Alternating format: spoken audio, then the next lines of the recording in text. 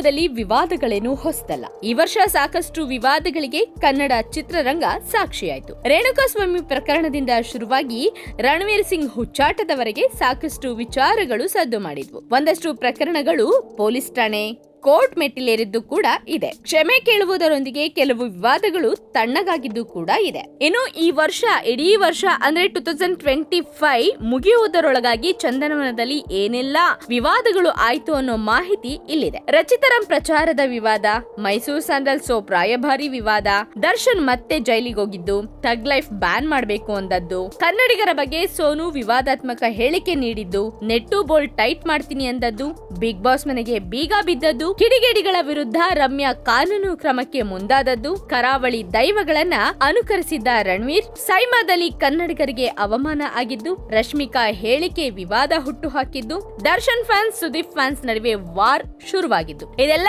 Complete ಆಗಿ detail ಆಗಿ ಹೇಳ್ತೀವಿ ಕೇಳಿ.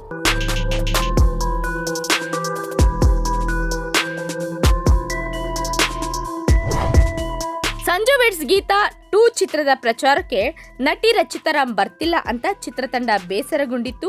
ಈ ಸಂಬಂಧ ನಿರ್ದೇಶಕ ನಾಗಶೇಖರ್ ಮತ್ತು ಚಿತ್ರತಂಡ ವಾಣಿಜ್ಯ ಮಂಡಳಿಗೆ ದೂರು ಕೂಡ ನೀಡಿತ್ತು. ಈ ಬಗ್ಗೆ ವಿಡಿಯೋ ಮಾಡಿ ಪ್ರತಿಕ್ರಿಯೆ ನೀಡಿದ್ದ ರಚಿತಾರಾಮ್, ನಾನೇನ್ ತಪ್ಪು ಮಾಡಿಲ್ಲ, ಬೇರೆ ಸಿನಿಮಾದ ಕಮಿಟ್ಮೆಂಟ್ ಇದ್ದ ಕಾರಣ ಪ್ರಚಾರಕ್ಕೆ ಬರಲು ಸಾಧ್ಯವಾಗ್ಲಿಲ್ಲ ಅಂತ ಆ ವಿವಾದಕ್ಕೆ ಸ್ಪಷ್ಟನೆಯನ್ನ ನೀಡಿದ್ರು. ಇನ್ನು ಮೈಸೂರು ಸ್ಯಾಂಡಲ್ ಸೋಪ್ ರಾಯಭಾರಿ, ರಾಜ್ಯದ ಹೆಮ್ಮೆಯ ಮೈಸೂರು ಸ್ಯಾಂಡಲ್ ಸೋಪ್ಗೆ ಬಾಲಿವುಡ್ ನಟಿ ತಮನ್ನಾ ಭಾಟಿಯಾ ಅವರನ್ನ ರಾಯಭಾರಿಯನ್ನಾಗಿ ನೇಮಿಸಿದ್ದು ವಿವಾದಕ್ಕೆ ಕಾರಣವಾಗಿತ್ತು. ತಮನ್ನಾ ಕನ್ನಡದ ನಟಿ ಅಲ್ಲ, ಆಕೆ ಕೋಟಿ ಹಣ ಕೊಟ್ಟು ರಾಯಭಾರಿ ಆಗಿ ಆಯ್ಕೆ ಮಾಡಿದ್ದು ತಪ್ಪು ಅಂತ ಕನ್ನಡ ಪರ ಸಂಘಟನೆಗಳು ವಿರೋಧವನ್ನ ವ್ಯಕ್ತಪಡಿಸಿದ್ವು, ಪ್ರತಿಭಟನೆಯನ್ನ ಕೂಡ ನಡೆಸಿದ್ವು. ಬ್ರ್ಯಾಂಡ್ ಅನ್ನ ರಾಷ್ಟ್ರೀಯ ಮಟ್ಟದಲ್ಲಿ ವಿಸ್ತರಣೆ ಮಾಡುವ ಕಾರಣಕ್ಕಾಗಿ ಈ ನಿರ್ಧಾರವನ್ನ ತೆಗೆದುಕೊಳ್ಳಲಾಗಿದೆ ಅಂತ ಕೈಗಾರಿಕಾ ಸಚಿವ ಎಂಬಿ ಪಾಟೀಲ್ ಆ ವಿವಾದವನ್ನ ಸಮರ್ಥನೆ ಮಾಡಿಕೊಂಡಿದ್ರು. ಇನ್ನು ದರ್ಶನ್ ಮತ್ತೆ ಜೈಲಿಗೆ ಹೋದ್ರು. ಕಳೆದ ವರ್ಷ ರೇಣುಕಾಸ್ವಾಮಿ ಪ್ರಕರಣ ಭಾರಿ ಸದ್ದು ಮಾಡಿತ್ತು.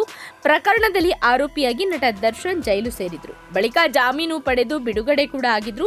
ಆದ್ರೆ ಹೈಕೋರ್ಟ್ ನೀಡಿದ್ದ ಜಾಮೀನು ಬಗ್ಗೆ ಸರ್ಕಾರ ಸುಪ್ರೀಂ ಕೋರ್ಟ್ನಲ್ಲಿ ಮನವಿ ಸಲ್ಲಿಸಿತ್ತು. ಜಾಮೀನು ರದ್ದಾಗಿ ದರ್ಶನ್ ಸೇರಿ ಎಲ್ಲಾ ಆರೋಪಿಗಳು ಮತ್ತೆ ಜೈಲು ಸೇರುವಂತಾಯಿತು. ದರ್ಶನ್ ಅನುಪಸ್ಥಿತಿಯಲ್ಲೇ ಡೆವಿಲ್ ಸಿನಿಮಾ ಕೂಡ ಬಿಡುಗಡೆಯಾಗಿದೆ.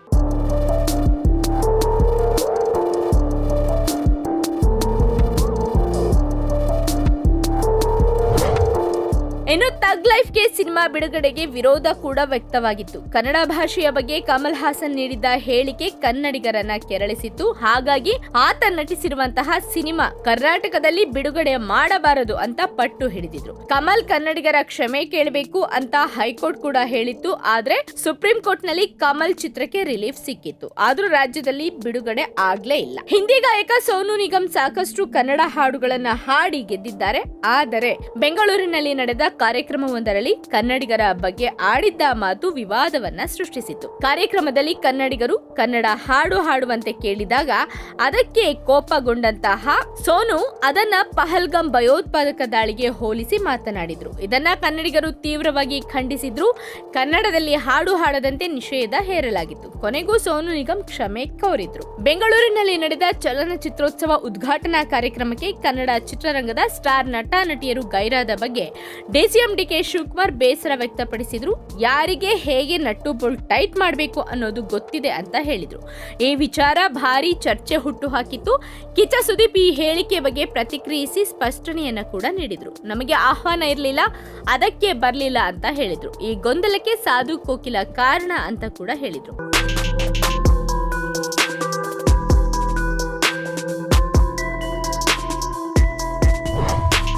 ಕಿಚ್ಚ ಸುದೀಪ್ ನೇತೃತ್ವದಲ್ಲಿ ಬಿಗ್ ಬಾಸ್ 12 ಶುರುವಾದ 15ನೇ ದಿನಕ್ಕೆ ಸಮಸ್ಯೆ ಎದುರಾಗಿತ್ತು. ಬಿಡದಿಯ ಜಾಲಿವುಡ್ ಸ್ಟುಡಿಯೋದಲ್ಲಿ ಸೆಟ್ ಹಾಕಿ ಶೋ ನಡೆಸಲಾಗ್ತಾ ಇದೆ.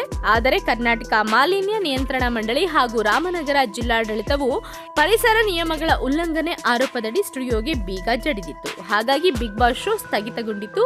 ಸ್ಪರ್ಧಿಗಳನ್ನ ಬೇರೆಡೆಗೆ ಸ್ಥಳಾಂತರಿಸಲಾಗಿತ್ತು. 4-5 ದಿನಗಳ ಬಳಿಕ ಸಮಸ್ಯೆ ಬಗೆಹರಿದು ಮತ್ತೆ ಶೋ ಪುನರಾರಂಭವಾಗಿತ್ತು. ದರ್ಶನ್ ಅಭಿಮಾನಿಗಳು ನನಗೆ ಕೆಟ್ಟದಾಗಿ ಮೆಸೇಜ್ ಕಳಿಸ್ತಾ ಇದ್ದಾರೆ ಅಂತ ನಟಿ ರಮ್ಯಾ ದೂರಿದ್ದರು. ಅದಕ್ಕೆ ಸಂಬಂಧಿಸಿದ ಸ್ಕ್ರೀನ್ ಶಾಟ್ ಗಳನ್ನ ಇನ್ಸ್ಟಾಗ್ರಾಮ್ ನಲ್ಲಿ ಕೂಡ ಹಂಚಿಕೊಂಡಿದ್ರು. ಪೊಲೀಸ್ ಆಯುಕ್ತರಿಗೆ ಈ ಸಂಬಂಧ ದೂರು ನೀಡಿದ್ರು. ಕಿಡಿಗೇಡಿಗಳನ್ನ ಪೊಲೀಸರು ವಶಕ್ಕೆ ಪಡೆದು ಬುದ್ಧಿ ಕಲಿಸಿದ್ರು. ಕಾಂತಾರ ಸಿನಿಮಾ ನೋಡಿ ದೈವಗಳನ್ನ ಕೆಲವರು ಅನುಸರಿಸುವ ಉಚ್ಚಾಟ ಮೆರೆದಿದ್ರು. ಚಿತ್ರತಂಡ ಎಷ್ಟೇ ಮನವಿ ಮಾಡಿದ್ರು ಕೇಳಲಿಲ್ಲ.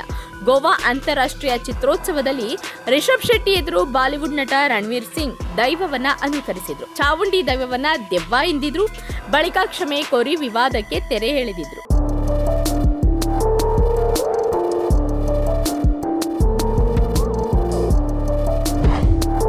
ಸೈಮಾ ಪ್ರಶಸ್ತಿ ಸಮಾರಂಭದಲ್ಲಿ ಕನ್ನಡಿಗರಿಗೆ ಅವಮಾನ ಮಾಡ್ತಾರೆ ಅಂತ ನಟ ದುನಿಯಾ ವಿಜಯ್ ಆರೋಪಿಸಿದ್ರು. ದಕ್ಷಿಣದ 4 ಭಾಷೆಯ ಸಿನಿಮಾಗಳಿಗೆ ಪ್ರಶಸ್ತಿ ನೀಡ್ತಾರೆ, ಆದ್ರೆ ಚಿತ್ರರಂಗವನ್ನ ಸೈಮಾ ಪ್ರಶಸ್ತಿ ಪ್ರದಾನ ಸಮಾರಂಭದಲ್ಲಿ ಸರಿಯಾಗಿ ನಡೆಸಿಕೊಂಡಿಲ್ಲ ಅಂದಿದ್ರು. ಕಾರ್ಯಕ್ರಮದಲ್ಲಿ ಯಾರು ಇಲ್ಲದಿದ್ದಾಗ ಕನ್ನಡಿಗರನ್ನ ಕರೆದು ಅವಾರ್ಡ್ಸ್ ಕೊಡೋದು ಎಷ್ಟು ಸರಿ? ಕನ್ನಡವನ್ನ ಕೆಳಗಿಳಿಸುವ ಪ್ರಯತ್ನ ಮಾಡಬೇಡಿ. ಹೀಗೆ ಮುಂದುವರೆದ್ರೆ ಇನ್ನು ಮುಂದೆ ನಾವ್ಯಾರು ಸೈಮಾ ಕಾರ್ಯಕ್ರಮಕ್ಕೆ ಬರೋದಿಲ್ಲ ಅಂತ ನಟ ದುನಿಯಾ ವಿಜಯ್ ಹೇಳಿದ್ರು. ಕೊಡಗಿನ ಕುವರಿ ರಶ್ಮಿಕಾ ಮಂದಣ್ಣ ಕೊಡವ ಸಮುದಾಯದಿಂದ ಚಿತ್ರರಂಗಕ್ಕೆ ಪ್ರವೇಶಿಸಿದ ಮೊದಲ ವ್ಯಕ್ತಿ ನಾನು ಎಂದು ಹೇಳಿದ್ರು. ಮತ್ತೊಂದು ಕಾರ್ಯಕ್ರಮದಲ್ಲಿ ನಾನು ಹೈದರಾಬಾದ್ನವಳು ಎಂದು ರಶ್ಮಿಕಾ ಹೇಳಿಕೊಂಡಿದ್ದು ಕೂಡ ಚರ್ಚೆಯನ್ನ ಹುಟ್ಟುಹಾಕಿತ್ತು. ಹುಬ್ಬಳ್ಳಿಯಲ್ಲಿ ನಡೆದ ಮಾರ್ಕ್ ಪ್ರೀ ರಿಲೀಸ್ ಇವೆಂಟ್ ನಲ್ಲಿ ಸುದೀಪ್ ಆ ಪಡೆ ವಿರುದ್ಧ ಯುದ್ಧ ಮಾಡುವುದಾಗಿ ಹೇಳಿದ್ರು. ಅದರ ಬೆನ್ನಲ್ಲೇ ವಿಜಯಲಕ್ಷ್ಮಿ ದರ್ಶನ್ ನೀಡಿದ್ದ ಹೇಳಿಕೆ ದರ್ಶನ್ ಫ್ಯಾನ್ಸ್ ಹಾಗೂ ಸುದೀಪ್ ಫ್ಯಾನ್ಸ್ ನಡುವೆ ಕೆಸರೆರ ಚಾಟಕ್ಕೆ ಕಾರಣವಾಗಿತ್ತು. ಬಳಿಕ ಸುದೀಪ್ ತಮ್ಮ ಹೇಳಿಕೆಗೆ ಸ್ಪಷ್ಟನೆ ನೀಡಿದ್ರು. ಇನ್ನು ತಮ್ಮ ಬಗ್ಗೆ ಅಶ್ಲೀಲವಾಗಿ ಕಮೆಂಟ್ ಮಾಡಿದವರ ವಿರುದ್ಧ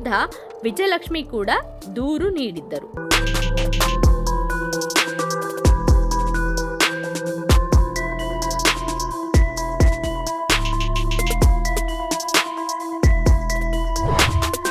ಹೀಗೆ 2025 ಚಂದನವನದಲ್ಲಿ ಸಾಕಷ್ಟು ವಿವಾದಗಳಿಂದ ಕೂಡಿತ್ತು. ಈ ಮೂಲಕ ಎಲ್ಲಾ ವಿವಾದಗಳಿಗೂ ಫುಲ್ ಸ್ಟಾಪ್ ಇಡುವ ಮೂಲಕ 2026 ಎಲ್ಲರೂ ಸ್ವಾಗತಿಸ್ತಾರೆ ಅಂತಾನೆ ಎಲ್ಲರೂ ಕೂಡ ಭಾವಿಸ್ತಾ ಇದ್ದಾರೆ. ಚಂದನವನ ಇನ್ನಷ್ಟು ಚಂದವಾಗಿ ಮಿಂಚಲಿ ಅಂತ ಎಲ್ಲರೂ ಕೂಡ ಹಾರೈಸ್ತಾ ಇದ್ದಾರೆ.